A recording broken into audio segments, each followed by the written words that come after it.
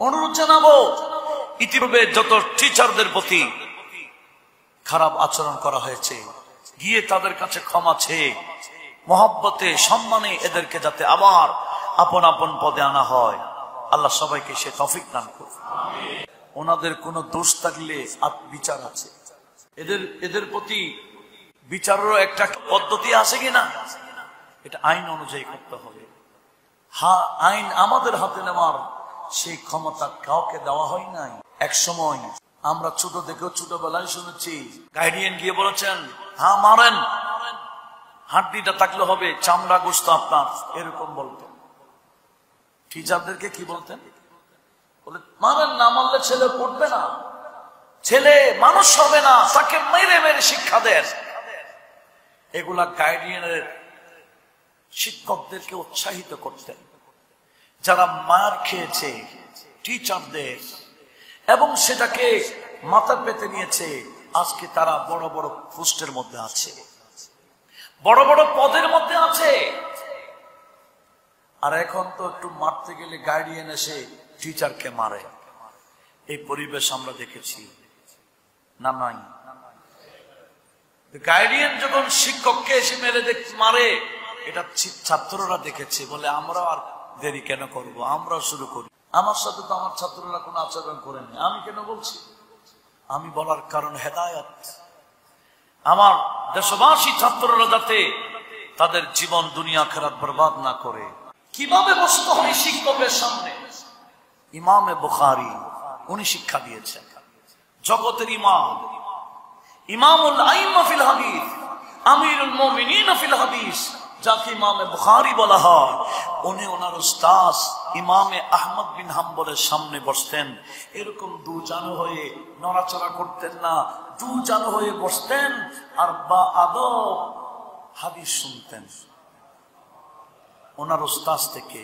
ওনার উস্তাদের নাম ইমামে আহমদ বিন হাম্বল, যিনি হাম্বলি মাযহাবের ইমাম, ইনি ইমাম বুখারীর উস্তাদ। একটু বড় আওয়াজে বলি না সুবহানাল্লাহ।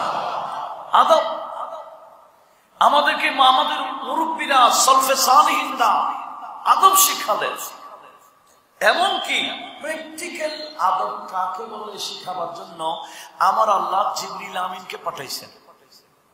হাদিসে জিবরিল খুলেন, এটা মিশকাতের শুরুতে আছে, সাহাসিকতার হাদিস। জিবরিল এসে আমাদের নবীর সামনে মানব সুরতে আসছেন, এসে বিভিন্ন মাল ইমান, ওমাল ইসলাম, ওমাল এহসান বিভিন্ন প্রশ্ন করতেছে। ইমারত কিয়ামতের বিষয়ে প্রশ্ন করতেছেন।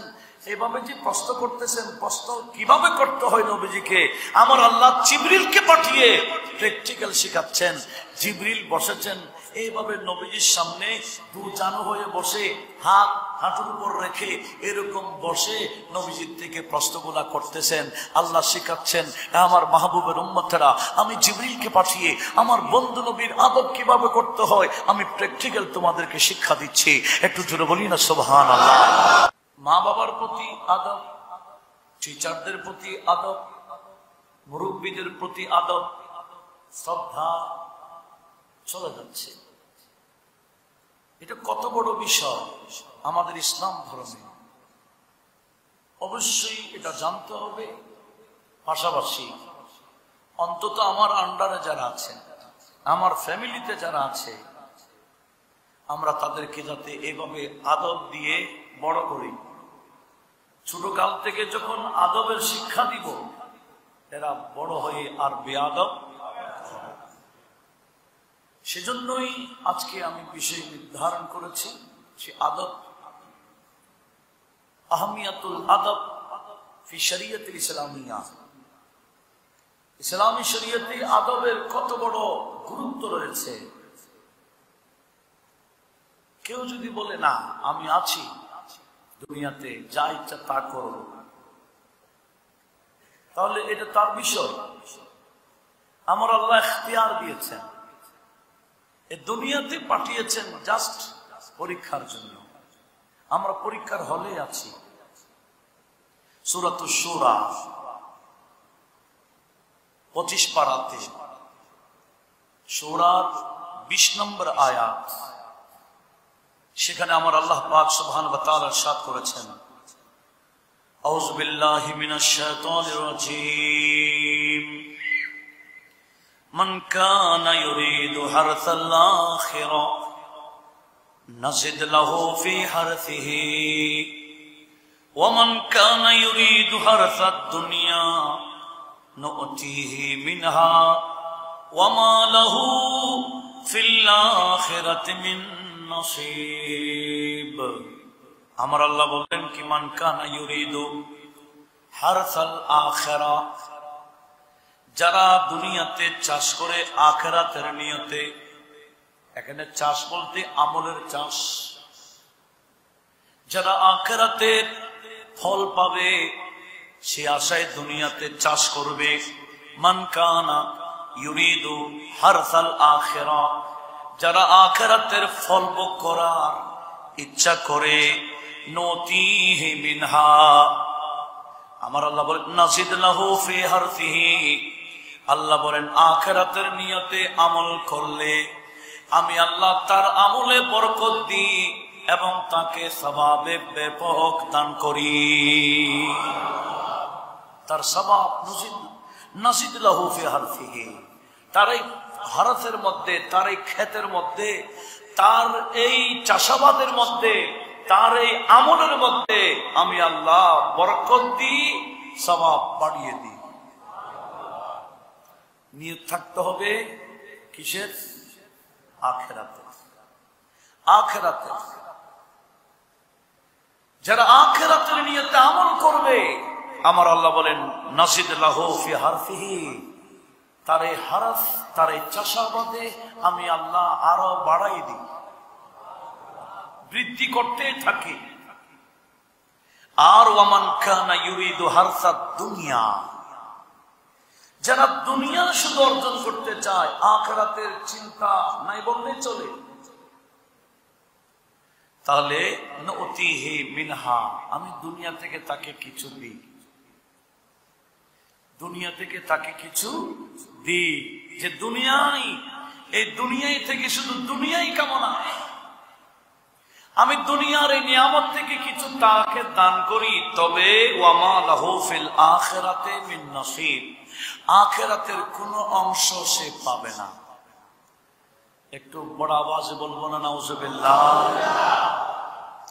আমাদের প্রত্যেকটা আমলের নিয়ত থাকতে হবে কিসের? আখিরাত। আমরা অনেক আমল করি আখিরাতে,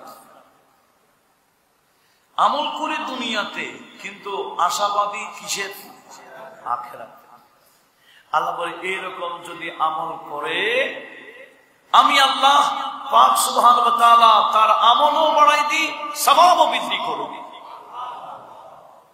আর যারা শুধু দুনিয়া কামনা, দুনিয়া থেকে কিছু দিই, তবে মা লাহু ফিল আখিরাতি মিন নসিব, আখিরাতের কোন অংশ সে পাবে না। তাহলে আখিরাতের কোন অংশ না পাইলে তো অবস্থা কি হবে? আফসোস করবে আবাদুল আবাদ, স্থায়ী ভাবে, যে আফসোসের কোন শেষ থাকবে না। আল্লাহ সবাইকে হেফাজত করুন। প্রতিটা কাজেই আখিরাতের নাজাতের চিন্তা আমাদের করা লাগবে। সেজন্য আমরা দুনিয়াতে যে যতই পাঠই করি না কেন, দুনিয়াবি স্বার্থে, এটা দুনিয়ায় সীমাবদ্ধ। তবে ঈমান, আকীদা, ইসলামের বিষয়গুলা, আমলের বিষয়গুলা, এগুলা শুধু দুনিয়াতে সীমাবদ্ধ নয়, এগুলা আমরা ফল পাবো কোথায়? আখিরাত। সেজন্য আমাদের এই বিষয়ে, আখিরাতের বিষয়ে যাতে সবাই এক থাকি, আখিরাতের বিষয়ে যাতে আমরা সবাই এক থাকি, সেখানে যাতে কোনো ধরনের মতানৈক্য না করি। আমাদের এখানে মসজিদে বাৎসরিক কিছু অনুষ্ঠান হয় না? যেমন এই মাসে এই ভারতবর্ষে দুজন মুজাদ্দিদ মহান, যাদের অবদান ব্যাপক, ইমাম রব্বানি কাইয়ুম জামানি, হযরত মুজাদ্দিদ আলফে সানি রাদিয়াল্লাহু তাআলা, আরেকজন আলা হযরত ফাজিল বরভি রাদিয়াল্লাহু তাআলা, এই দুই জাতের ব্যাপক অবদান এই মহাভারতে। তখন তো বাংলাদেশ ছিল না, না পাকিস্তান ছিল, না নেপাল ভুটান ছিল, অখণ্ড ভারতবর্ষ ছিল। এই মহা অখণ্ড ভারতবর্ষে যাদের অবদান, আমরা ওনাদেরকে স্মরণ করে আসছিলাম, ইনশাআল্লাহ স্মরণ করতে থাকবো। তো ফৌজদার হাট দরবার শরীফে ইমাম রব্বানির উরুসে পাক ধারাবাহিক চলে আসতেছে। সেখানে 2 তারিখ হবে ইংরেজিতে, সে যার কারণে আমরা ওই তারিখে রাখি না, আমরা আগের দিন করব আমাদের মসজিদে। আল্লাহ পাক সুবহানাহু ওয়া তাআলা আমাদের সবাইকে এই বিষয়ে, এগুলো হচ্ছে আমাদের আখিরাতের সামান, এগুলো আমাদের আখিরাতের বিষয়। এই আখিরাতের বিষয়ে আমি আমার এলাকার সর্বস্তরের মুসলিম মিল্লাতকে বলবো, এই বিষয়ে যাতে কোনো মতানৈক্য না আসে, সবাই ঐক্যবদ্ধভাবে আমরা আখিরাতের সামানগুলো গোছাবো, বলেন ইনশাআল্লাহ। কি বলতে চাচ্ছিলাম, এই যে আখিরাত, অনেকে দুনিয়া অর্জন করতে গিয়ে আখিরাত বরবাদ করছে। যে আদব আমাদের থাকা দরকার ছিল, একজন শিক্ষকের প্রতি কি আদব ছেলেদের থাকা দরকার, এই তরবিয়ত হচ্ছে না।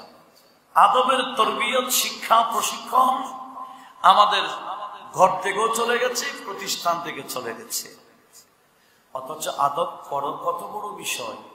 আমাদের নবীজির শিক্ষককে একটু বলেন না, কে? নবীজির শিক্ষক হচ্ছেন আল্লাহ পাক সুবহানাহু ওয়া তাআলা।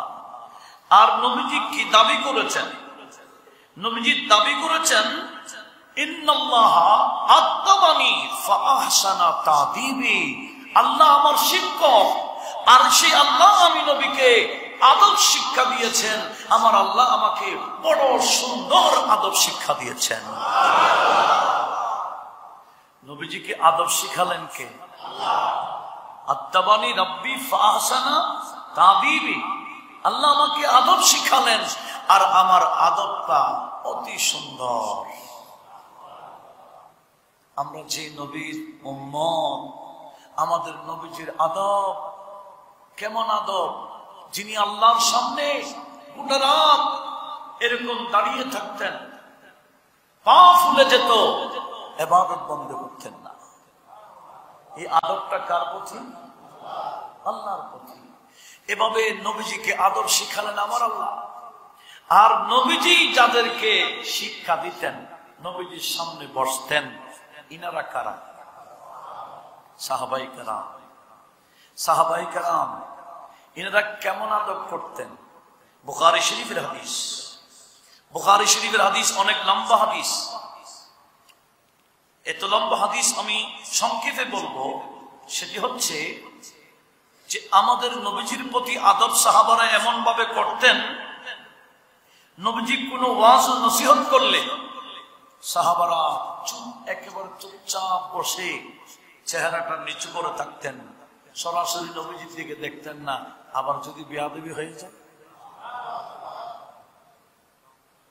এমনকি কোন ধরনের কথা বলতেন না। কথা বলতে গেলে খুব আদব সহকারে ছোট ছোট করে অনেক কথা নবীজি বারবার জিজ্ঞেস করতে হয়, একটু বড় করে বলো। কেন? আদবের জন্য। আদব কাকে বলে? সাহাবায়ে কেরাম প্র্যাকটিক্যাল আমাদেরকে শিক্ষা দিয়েছেন। এমনকি যখন এটা বুখারী শরীফ কিতাবুল শুরুতে আছে, কিতাবুল মাখাজিতে আছে, বিভিন্ন জায়গায় প্রথম খণ্ড 379 নম্বর পৃষ্ঠাতে ইমাম বুখারী নোট করেছেন। এমনকি জায়গায় জায়গায় এই হাদিস খানা আসে, সেটা হলো সাহাবায়ে কেরাম নবীজির প্রতি এত বেশি আদব রাখতেন, মনে হচ্ছে ইনাদের মাথার উপর যদি পাখিও বসত, পাখি উড়াল দিবে না। কেন? এত বেশি নীরবতা পালন করতেন, নড়াচড়া করতেন না। পাখি ওনাদের মাথায় থাকলে পাখিও নড়বে না, এরকম আদব রক্ষা করতেন। এভাবে আদব, যেমন নাকি আপনার ওই হুদাইবিয়া সন্ধির সময় কাফের মক্কার কুরাইশদের পক্ষ থেকে ওরওয়া সাকাফি আসছিলেন। সে এসে নবীজি এবং সাহাবায়ে কেরামের অবস্থা দেখেছেন। দেখে কাফেরদেরকে বলছে, এই তোমরা এই মুহাম্মদ সাল্লাল্লাহু আলাইহি ওয়াসাল্লামের অনুসারীদের সাথে যুদ্ধ করে পারবা না কেন? বলে, আমি ওরওয়াসা কফি বড় বড় কিসরা কাইসার বাদশার কাছে দরবারে গেছিলাম, এদের সামনেও ওনাদের অনুসারীকে দেখেছিলাম, তবে আমি স্বচক্ষে মুহাম্মদ সাল্লাল্লাহু আলাইহি ওয়াসাল্লাম এবং ওনার অনুসারীকে দেখে আমি ইয়াকিন করে ফেললাম তোমরা ওনার সাথে যুদ্ধ করে পারবা না, কারণ ওনার সঙ্গীরা ওনার প্রতি যে আদব রক্ষা করতে আমি দেখেছি, যে সম্মান করতে আমি দেখেছি, দুনিয়ার কোন মানুষ এভাবে সম্মান কাউকে করে না। একটু জোরে বলুন না সুবহানাল্লাহ। ওই ওনার বর্ণনাটা বুখারী শরীফ আসছে, কিরকম? সে বলছে, ওয়াল্লাহি ওয়াল্লাহি, আমি আল্লাহর শপথ করে বলছি, মা রাআইতু মুলকান কাত্তুন মালিকান কাত্তুন, আমি এমন কোন রাজা বাদশাকে দেখি নাই, ইউআযিমুহু আসহাবুহু, যে বাদশাদেরকেই তাদের সঙ্গীরা তাদের সাথীরা সম্মান করেছে, যেভাবে মা ইউআযিমু আসহাবু মুহাম্মাদিন সাল্লাল্লাহু আলাইহি ওয়াসাল্লাম মুহাম্মাদা, মুহাম্মদ সাল্লাল্লাহু আলাইহি ওয়াসাল্লামের সঙ্গীরা সাথীরা আসহাবরা মুহাম্মদ সাল্লাল্লাহু আলাইহি ওয়াসাল্লামের প্রতি যে আদব দেখাচ্ছেন, যে সম্মান দেখাচ্ছেন, পৃথিবীর মধ্যে এরকম কোন রাজা বাদশাকে আমি দেখি নাই তার প্রজারা এরকম সম্মান করতে। উচ্চ আওয়াজে বলুন সুবহানাল্লাহ। এই আদব নবীজিকে দেখাইতেন কারা? সাহাবারা। আর সাহাবীদের প্রতি আদব দেখাতেন সাহাবীরা, যাদেরকে শিক্ষা দিতেন ওনারা হচ্ছেন তাবেঈরা। একটু জোরে বলি না সুবহানাল্লাহ। এই যে ধারাবাহিক আদবের শিক্ষা এই পর্যন্ত আসছে, ইসলামে এই আদবের গুরুত্ব ব্যাপক। এমনকি আমাদের ইমামে আজম আবু হানিফা নু'মান বিন সাবিত রাদিয়াল্লাহু তাআলা, ওনার একজন শিক্ষকের নাম ছিল হাম্মাদ। ইমামে আজমের 4000 শিক্ষক ছিলেন। কয় হাজার? 4000। আমার আপনার টিচার হলো আর কয়জন? ইমামে আজমের শিক্ষক 4000 ছিলেন। ইমাম বুখারীর শিক্ষক 1080 জন ছিলেন। ইনারা শিক্ষকের প্রতি এত আদব। ইমামে আজম আবু হানিফার টিচার একজনের নাম হাম্মাদ, উনি ওনার টিচারের নামে ওনার ছেলের নাম রেখেছেন। শিক্ষকের নামে বরকতের জন্য নিজের সন্তানের নাম হাম্মাদ রেখেছেন। যে ইমামে হাম্মাদের বাড়ি যেদিকে, ইমামে আজম বলেন, খোদার কসম করে বলি, আমার জানা মতে আমার শিক্ষকের বাড়ি যেদিকে, আমি কখনো সেদিকে পা দিয়ে বসিও নাই, পা দিয়েই ঘুমাই নাই, ওদিকে পা লম্বা করি নাই। অথচ অনেক দূরে ওনার বাড়ি। আমার টিচারের প্রতি আমি সামনাসামনি নয়, টিচারের বাড়ি যেদিকে আমি সেদিকে পা লম্বা করি নাই। শিক্ষকের বাড়ির দিকে পা লম্বা করে নেই ইমামে আজম। আর আমরা তো এখান থেকে কাবা শরীফের দিকে কি পা লম্বা করে শুই? কথা বলেন। আমাদের দেশে অনেকে বলবো শুইতে পারবে, বলে কেন? বলে আমি মক্কা শরীফে দেখে আসছি, এইটা কাবা, কাবার দিকে পা দিয়ে ঘুমাইতে দেখেছি, এটা জায়েজ আছে। এরকম জায়েজ আছে বললে হবে? আমিও দেখি, আপনারা যারা উমরাতে হজে গেছেন বা বিভিন্ন হজের সময় গেছেন, দেখেছেন কাবাকে সামনে দিয়ে পা দিয়ে ঘুমাচ্ছে। কেন? এটা যে আদবের বিপরীত, এটা যে আদবের খেলাফ, এটা এদের মাইন্ডে নাই। এই তরবিয়ত তারা পায় নাই, এই আদব তাদেরকে শিক্ষা দেওয়া হয় নাই। আদব কাকে বলে এরা জানে না। এরা মনে করে পা যেটা হাতও সেটা, এটা যেভাবে অঙ্গ, পা হাত লাগাইতে পারলে পা কেন লাগাইতে পারবো না? এরা বলছে হাজা ওজন হাজা ওজন সভা সভা, এটাও অঙ্গ এটাও অঙ্গ, দুটো অঙ্গ কি বরাবর? আদব বুঝে না কেন? ছোটকাল থেকে আদব কাকে বলে এই তরবিয়ত, এই শিক্ষা তাদেরকে দেওয়া হয় নাই। কিন্তু আমাদের দেশে মুসলিম পরিবারে এই আদব শেখানো হয়। কথা বলো ঠিক না? এমনকি কিভাবে বসতে হয় শিক্ষকের সামনে, ইমামে বুখারী উনি শিক্ষা দিয়েছেন। জগতের ইমাম, ইমামুল আইম্মা ফিল হাদিস, আমিরুল মুমিনিন ফিল হাদিস, যাকে ইমামে বুখারী বলা হয়, উনি ওনার উস্তাদ ইমামে আহমদ বিন হাম্বলের সামনে বসতেন। এরকম দুজানো হয়ে নড়াচড়া করতেন না, দুজানো হয়ে বসতেন আর বা আদব হাদিস শুনতেন ওনার উস্তাদ থেকে। ওনার উস্তাদের নাম ইমামে আহমদ বিন হাম্বল, যিনি হাম্বলি মাযহাবের ইমাম, ইনি ইমাম বুখারীর উস্তাদ। একটু বড় আওয়াজে বলি না সুবহানাল্লাহ। আদব আমাদেরকে, আমাদের মুরব্বীরা, সলফে সালিহিনরা আদব শিখালেন। এমনকি প্র্যাকটিক্যাল আদব কাকে বলে শিখাবার জন্য আমার আল্লাহ জিবরিল আমিনকে পাঠাইছেন। হাদিসে জিবরিল খুলেন, এটা মিশকাতের শুরুতে আছে, সাহাসিকতার হাদিস। জিবরিল এসে আমাদের নবীর সামনে মানব সুরতে আসছেন। এসে বিভিন্ন মাল ইমান, ওমাল ইসলাম, ওমাল এহসান বিভিন্ন প্রশ্ন করতেছে। এমারত কিয়ামতের বিষয়ে প্রশ্ন করতেছেন। এইভাবে যে প্রশ্ন করতেছেন, প্রশ্ন কিভাবে করতে হয় নবীজিকে আমার আল্লাহ জিবরিলকে পাঠিয়ে প্র্যাকটিক্যাল শেখাচ্ছেন। জিবরিল বসেছেন এইভাবে নবীজির সামনে, দুজানো হয়ে বসে, হাত হাঁটুর উপর রেখে এরকম বসে নবীজির থেকে প্রশ্নগুলা করতেছেন। আল্লাহ শেখাচ্ছেন, আমার মাহবুবের উম্মতেরা, আমি জিবরিলকে পাঠিয়ে আমার বন্ধু নবীর আদব কিভাবে করতে হয় আমি প্র্যাকটিক্যাল তোমাদেরকে শিক্ষা দিচ্ছি। একটু জোরে বলি না সুবহানাল্লাহ। এগুলোর নাম আদব, যেটা আমরা ধারাবাহিক শিখে আসছি। আজকে আমরা সে আদবকে হারাতে যাচ্ছি, আদবকে হারাতে যাচ্ছি। দেখেন ইমামে মালিক, ইনিও মযহাবের ইমাম। আদব ইনি, অথচ আপনারা এখন বা সৌদি আরবে মক্কা শরীফ, মদিনা শরীফ এমন টাইলস বিছানো হয়েছে যে টাইলস গুলো হাজারো রোদ পড়লে গরম হচ্ছে না। এটা বিরাট এহসান। আমি যখন প্রথম গেছিলাম এই টাইলস গুলা ছিল না। এগুলো 2004 সালে, যারা গেছেন এনারা জানেন। 4 সাল বা এর আগে যারা গেছেন অবশ্যই দেখেছেন, পা রাখা যায় না, ফুসকা পড়ে যায় গরমে। কিন্তু এখন তো হাঁটলে হাঁটা যায়। কেন? এমন টাইলস লাগানো হয়েছে যতই রোদ পড়ুক না এটা গরম হচ্ছে না।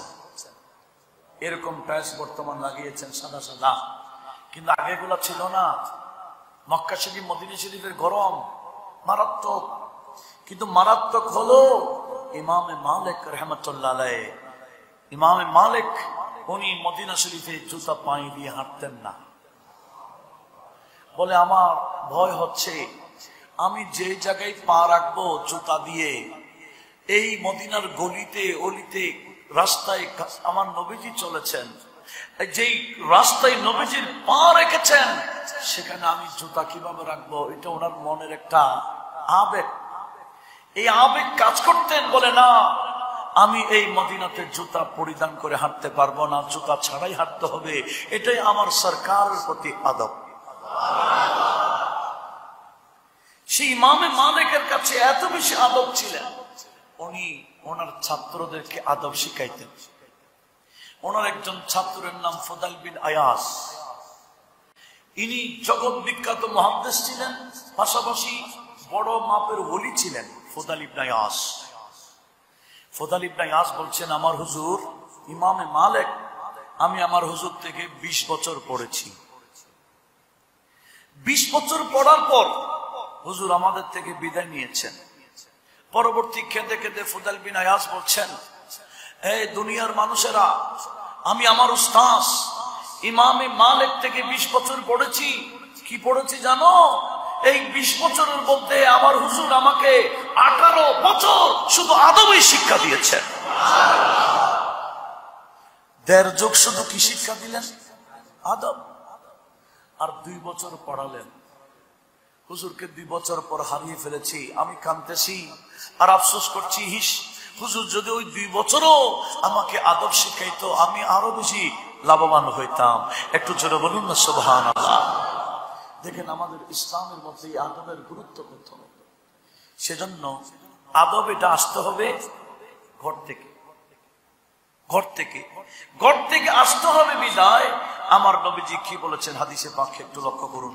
সে হাদিস খানা বহু ইমাম আহমদ বিন হাম্বল ওনার মাসনাদে আহমদের মধ্যে 15,403 নম্বরে, তিরমিজি শরীফে 1952 নম্বর হাদিসে, এভাবে আল কামিলের মধ্যে আল্লামা ইবনে আব্দি ওনার কিতাবের মধ্যে, ইমাম তাবরানী আল মুজিম আল ওয়াসিতে মিশকাত হাদিসগুলো তাকরার আসছে, বারবার আসছে। সেগুলা কি? হযরত আমর ইবনে সাঈদ ইবনে আল আস উনি হাদিস বর্ণনা করছেন, নবী পাক সাহেবুল আওলাদ সাল্লাল্লাহু আলাইহি ওয়াসাল্লাম ইরশাদ করেছেন, মান হালা ওয়ালিদু ওয়ালাদান আফজালা মিন আদবিন হাসানিন। দুনিয়ার বাবারা সন্তানদেরকে যা উপহার দেয়, বাবা হিসেবে সন্তানকে যা উপহার দেয়, বাবার পক্ষ থেকে সন্তানের প্রতি শ্রেষ্ঠ উপহারের নাম সুন্দর আদব শেখা। এটা ছেলেদের প্রতি উপহার। বাবা ছেলেদেরকে আদব শিখাইবে, এটা হচ্ছে শ্রেষ্ঠ উপহার। যেই ঘর থেকে আদবের প্রশিক্ষণ নেবে সে বাহিরে এসে কি আর বেয়াদবি করতে পারবে? এটা স্বাভাবিক কথা। সেজন্য প্রত্যেকটা মা বাবার উচিত ছোট থেকে এই উপহারটা যাতে দেয়, আদবের তরবিয়ত যাতে দেয়। টিচারদের প্রতি কি আদব রক্ষা করতে হবে। এক সময় আমরা ছোট থেকেও ছোটবেলায় শুনেছি গাইডিয়ান গিয়ে বলেছেন, হ্যাঁ মারেন, হাড্ডিটা থাকলে হবে, চামড়া গোস্ত আপনার, এরকম বলতো। টিচারদেরকে কি বলতেন? বলে মারেন, না মারলে ছেলে পড়বে না, ছেলে মানুষ হবে না, তাকে মেরে মেরে শিক্ষা দেন। এগুলা গাইডিয়ানের শিক্ষকদেরকে উৎসাহিত করতেন, যারা মার খেয়েছে টিচারদের এবং সেটাকে মাথা পেতে নিয়েছে। আজকে তারা বড় বড় পোস্টের মধ্যে আছে, বড় বড় পদের মধ্যে আছে। আর এখন তো একটু মারতে গেলে গাইডিয়ান এসে টিচারকে মারে। এই পরিবেশ আমরা দেখেছি না? নাই। গাইডিয়ান যখন শিক্ষককে এসে মেরে মারে, এটা ছাত্ররা দেখেছে, বলে আমরা আর দেরি কেন করব, আমরাও শুরু করি। এই যে টিচারদের প্রতি মাইর ছাত্রের পক্ষ থেকে, মনে রাখবেন যেই টিচারের অন্তরে ব্যথা হবে। আমি নিজে শোষককে দেখেছি। আমাদের জামিয়ার একজন ছাত্র ছিলেন, যিনি কামেলে পড়ার সময়, আমি নাম নিচ্ছি না, উনি ইন্তেকাল করেছেন, নাম নিচ্ছি না, কামেলের মধ্যে থাকতে উনি ঘোষণা দিয়েছেন, এবছর ফার্স্ট অ্যাসিস্ট্যান্ট কেউ যদি করার থাকো তোমরা পরীক্ষা দিও না, আগামীতে দিও, এবার আমি দিচ্ছি। তার মানে কি? ফার্স্ট অ্যাসিস্ট্যান্ট এটা আমার, এটা আমি নিব। এত ব্রেন ওনার ছিল।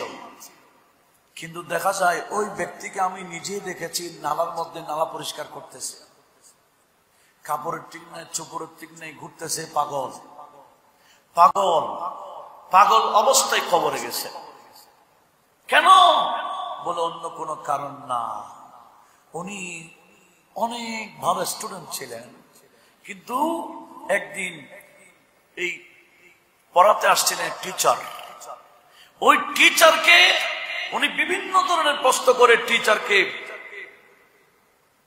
কি লাঞ্ছিত করেছেন এবং বলেছেন আপনি পড়াইতে না জানলে এখানে আসছেন কেন। এই কথাটা টিচারের অন্তরে এমন ভাবে লাগলো, টিচারের চোখ দিয়ে পানি বের হয়েছে। আমার আল্লাহর কুদরতে কলম মেরে দিয়েছে। ওই ছাত্র যত বড় ব্রেনি হোক না কেন, সে পড়াইতে পারে নাই, সে আর টিচার হতে পারে নাই, দুনিয়াও করতে পারে নাই, পাগল হয়ে রোডে রোডে ঘুরতে আমি দেখেছি। এখনো যারা ছাত্ররা টিচারদের বদদোয়া নিচ্ছে, না জানি কখন পাগল হয়ে যায়, না জানি কখন এই বেঈমান হয়ে যায়। কারণ ইনাদের বদদোয়া বড় মারাত্মক। অভিশাপ যখন দেবে, দুনিয়াতে অভিশাপ চলবে, আখিরাতে অভিশাপ চলবে। সেজন্য আমাদের প্রত্যেকের যাদের ঘরে সন্তান আছে, ছাত্র আছে, এদেরকে বসাইয়া বাবারা, বড় ভাইয়েরা আদবের প্রশিক্ষণ দেন। আদবের প্রশিক্ষণ দেওয়া মানে এদের দুনিয়া আখিরাতকে সুন্দর করা। একটু জোরে বলি না সুবহানাল্লাহ। সেজন্য বর্তমানে যে পরিস্থিতি দেখেছি, গোটা বিশ্বকে লাঞ্ছিত বানালো এই বাংলাদেশকে। বিশ্বের বুকে এই বাংলাদেশকে একেবারে লাঞ্ছিত করে দিল। এই ছাত্র কিভাবে টিচার প্রতি এই আচরণ করতে পারে, কেউ বিশ্বাস করতে পারছে না। এটা এমন কেমন আচরণ? আল্লাহ আমাদের এই দেশবাসীকে হেফাজত করুন। একটু লক্ষ্য করুন, এগুলা হেদায়েতের জন্য বলছি, নতুবা আমার কি দরকার এগুলা বলা? আমার সাথে তো আমার ছাত্ররা কোনো আচরণ করেনি, আমি কেন বলছি? আমি বলার কারণ হেদায়েত। আমার দেশবাসী ছাত্ররা যাতে তাদের জীবন দুনিয়া আখিরাত বরবাদ না করে।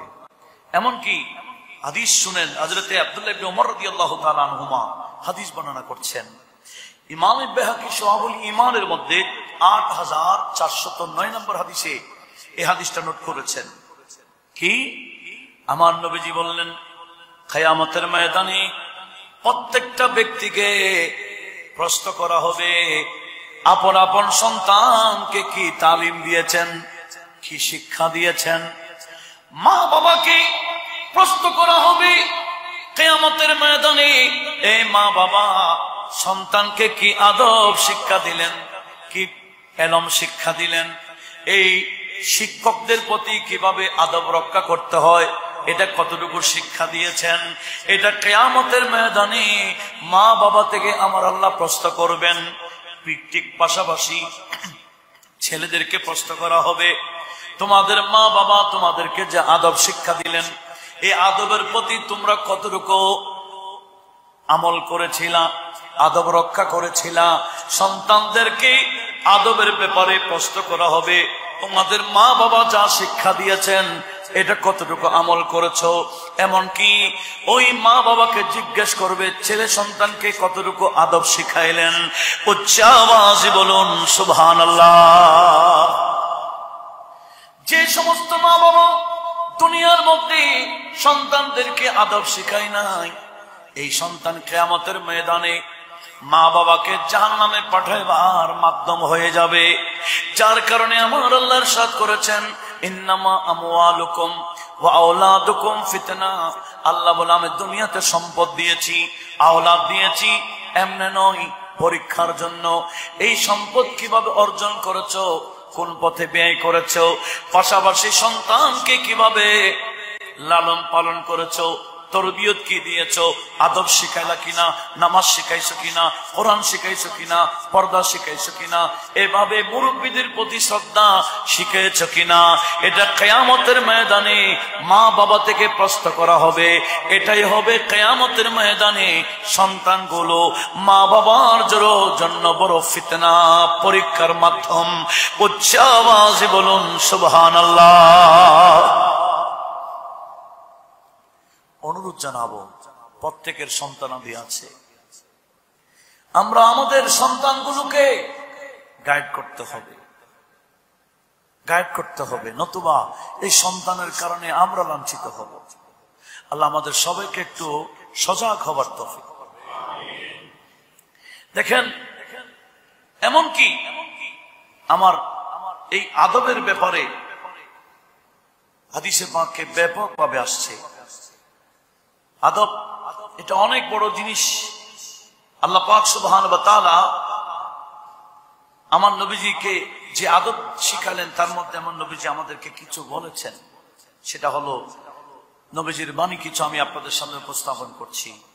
নবীজি বলেছেন, যে ইমামে ফকি আবুল্লাহ সামরকন্দি, তার একটা কিতাব আছে বুস্তানুল আরিফিন, সেই কিতাবের 148 নম্বর পৃষ্ঠাতে নোট হচ্ছে, قال رسول الله, বড় করে বলুন, সাল্লাল্লাহু আলাইহি ওয়াসাল্লাম, আহাব্বুল ইবাদি ইলাল্লাহি বাদাল আমবিয়ায়ে ওয়াশ শুহাদায়ে ওয়াল মুআল্লিমুন।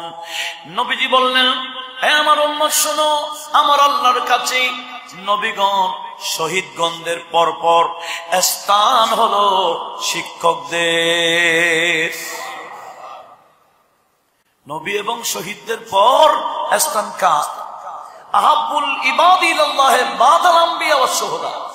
নবী এবং শহীদদের পর স্থান হচ্ছে আল মুআল্লিম। কারা? শিক্ষক।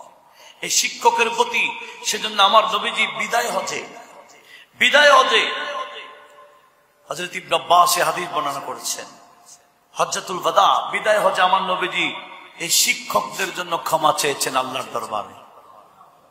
আল্লাহুম্মা ইগফির লিল মুআল্লিমিন, ও আল্লাহ আমার উম্মতের মধ্যে যারা টিচার হবে, শিক্ষক হবে, তুমি তাদেরকে ক্ষমা করে দাও।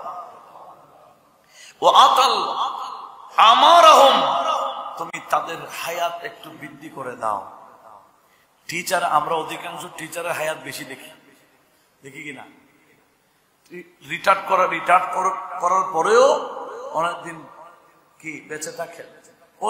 অধিকাংশের কথা বলছে, মাঝে মাঝে ইল্লা মাশাআল্লাহ কিছু অল্প হায়াতে চলে যায়, এটা হচ্ছে মাঝে মাঝে। অধিকাংশ দেখেন যারা টিচার তারা হায়াত লম্বা পায়। কেন? বিদায় হচ্ছে আমার নবীজি টিচারদের জন্য দোয়া করেছেন, ক্ষমাও চেয়েছেন এবং দীর্ঘ হায়াতের জন্য আল্লাহর কাছে চেয়েছেন। একটু জোরে বলুন না সুবহানাল্লাহ। আর কি? এবং বলেছেন ওয়াবারিক লাহুম ফি কওবিহিম ওয়া মাঈশাহিম, ও আল্লাহ তাদের মাঈশাত, তাদের জীবন যাত্রাকে তুমি বরকত দাও। টিচারদের ইনকাম কম, ইদানিং বা টিচারদের বেতন অনেক হচ্ছে। আমরা ছোটকালে দেখেছি টিচারে সহজে মানুষে যাইতো না। কেন? বেতন ভাতা কম। বেতন ভাতা কম হতে পারে, কিন্তু এদের বেতনের বিষয়ে আমার আল্লাহ বরকত চেয়েছেন বিদায় হজে, যার কারণে টিচারদের এই বাচ্চারা বড় বড় শিক্ষিত করালেন। এভাবে ছেলেদেরকে পড়ালেন কিভাবে, সংসার কিভাবে চলাইলেন? অল্প টাকা দিয়ে। বলে হ্যাঁ, টাকা অল্প হইতে পারে, বরকত তো আমার আল্লাহ দিয়েছেন। সেজন্য টিচারদের বেতন ভাতার মধ্যে বরকত আছে কি? যে সমস্ত ছাত্ররা এভাবে জোরপূর্বক টিচার দেখে পদত্যাগ করাচ্ছ, একটু চিন্তা করেছ? তোমার বাবার চাকরি যদি কেউ এভাবে নিয়ে নেই, তোমরা চলবে কিভাবে? তোমার বাবার চাকরি যদি কেউ এভাবে নিয়ে ফেলে, তো তোমাদেরকে কে চলাবে? এই শিক্ষকদের ফ্যামিলি আছে, এরা চলবে কিভাবে? কিভাবে চলবে? একটু কি চিন্তা করেছ? এদের অন্তরে যে বদদোয়া ঢুকাচ্ছ, এই বদদোয়ায় যে ছাত্ররা ধ্বংস হয়ে যাবে, কেউ তো একটু চিন্তা করছে না। অথচ আমার নবীজি ইরশাদ করেছেন, আহাব্বুল আমাল ইলাল্লাহ, আল্লাহর দরবার, আল্লাহর কাছে একেবারে শ্রেষ্ঠ ভালো ভালো আমলের মধ্যে অন্যতম শ্রেষ্ঠ আমল হচ্ছে আসরুর ইউদখিলুহু ফিল কুলুব, যে আনন্দ মানুষ আরেকজনের কলবে ঢুকাইতে পারে। আরেকজনের কলবে আনন্দ ঢুকাই দেওয়া, এটা হচ্ছে শ্রেষ্ঠ আমল। একটু জোরে বলুন। আপনি যখন টিচারের প্রতি শ্রদ্ধা দেখাবেন, ওনাদের খেদমত করবেন, তখন ওনাদের ভিতরে আনন্দ ঢুকবে কিনা? ইনাদের অন্তর খুশি হয়ে যাবে। তো অন্তর খুশি হয়ে গেলে দোয়া একটা দিবে, এই দোয়া ভালো হবে না খারাপ হবে? ভালো দোয়া। আর যদি তাদের মন ক্ষুণ্ণ করেন, মনে কষ্ট দেন, তাহলে দোয়া একটা করবে, এই দোয়াটা কি? খারাপ দোয়া। এই খারাপ দোয়া যে সমস্ত ছাত্রদের প্রতি পড়েছে, ওই ছাত্র দুনিয়া আখিরাত বরবাদ করেছে, উঠতে পারবে না। আল্লাহ পাক আমাদের এই ভাই বন্ধুদেরকে বোঝার তৌফিক। যে সমস্ত আমরা অনুরোধ জানাবো, যে সমস্ত টিচারদের প্রতি এই আচরণ করা হয়েছে, এদের ঘরে ঘরে গিয়ে পা ধরে যাতে ওনাদের আসনে আবার বসানো হয়। দরকার আছে কিনা? ওনাদের কোনো দোষ থাকলে বিচার আছে। এদের প্রতি বিচারেরও একটা কি আছে, অভিযোগের একটা পদ্ধতি আছে কিনা, এটা আইন অনুযায়ী করতে হবে। আইন আমাদের হাতে নেওয়ার সেই ক্ষমতা কাউকে দেওয়া হয় নাই। অনুরোধ জানাবো, ইতিপূর্বে যত টিচারদের প্রতি খারাপ আচরণ করা হয়েছে, গিয়ে তাদের কাছে ক্ষমা চেয়ে মহব্বতে সম্মানে এদেরকে যাতে আবার আপন আপন পদে আনা হয়, আল্লাহ সবাইকে সে তৌফিক দান করুন। নতুবা দুনিয়াও বরবাদ, আখিরাতও বরবাদ। আমি এখানে অনেক নোট আমার সামনে আছে, কিন্তু আমাদের নির্দিষ্ট টাইমে তো শেষ করতে হয়, তো যার কারণে আমি আর সামনে যাচ্ছি না। এটাই অনুরোধ জানাবো, যা বাইরে হচ্ছে এগুলো যাতে আমাদের এলাকায় না হয়। আমার নবীজি বলেছেন, মান, হযরত আলীকে বলেছেন, আলী, মান আল্লামাকা হারফান ফাহুয়া আবুল লাক। ও আলী, তোমাকে যে একটা হরফ শিক্ষা দিয়েছে, মনে রাখবা উনি তোমার বাবা। কেউ বাবার প্রতি চড়াও হইতে পারে? তো চড়াও হইলে এটা কি সন্তান? না। যেভাবে বাবার প্রতি চড়াও হওয়া যাবে না, যিনি একটা হরফ শিক্ষা দিয়েছেন ওনার সামনে দাঁড়াবার সে যোগ্যতা কোনো ছাত্রের নাই। যারা টিচারদের সামনে দাঁড়াচ্ছে, উল্টা কথা বলছে, মারছে, আসলে এরা ছাত্র নয়, এরা হচ্ছে কুছাত্র, সুছাত্র না। শিক্ষিত নয়, কুশিক্ষিত, এটা হচ্ছে কি অশিক্ষিত, ঠিক না? ছাত্র হওয়া বড় কথা না, সুশিক্ষিত হওয়া, সুছাত্র হইতে হবে। নিজেকে গঠন করুন।